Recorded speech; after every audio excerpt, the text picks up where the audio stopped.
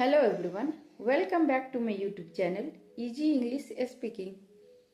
As you all know, I am here to improve my English speaking fluency and I don't want to give up my learning English language journey.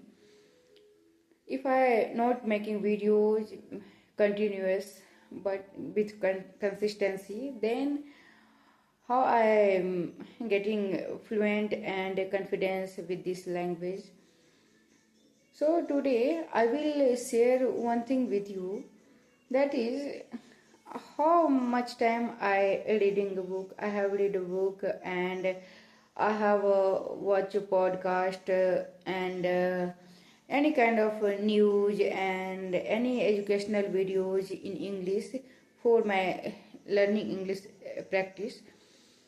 It is doesn't matter when time to making videos in front of camera. So today I think what kind of thing I making videos in. So I should make a video in front of camera. Then my mind goes mess up and no any suitable content comes in my mind.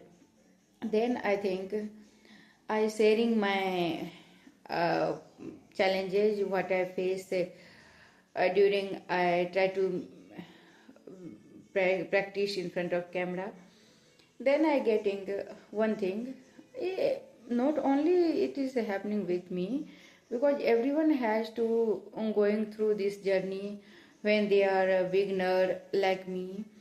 Because as you all know, I started my English speaking journey very scratch. I don't know any kind of thing in English. No any single words in before 24 days. No any single words in English come in my mind. But that's why I had to promise to myself and give challenge to myself before 2026. And right now I am in 2026, so I have to become a fluent English speaker with my baby. So that's why I started my learning English speaking. So I know I am making mistake. Everyone has making mistake when they learn the language. So then if these words of making mistakes and when I make videos, then make mistakes and afraid words comes in my mind. That time I fumbling.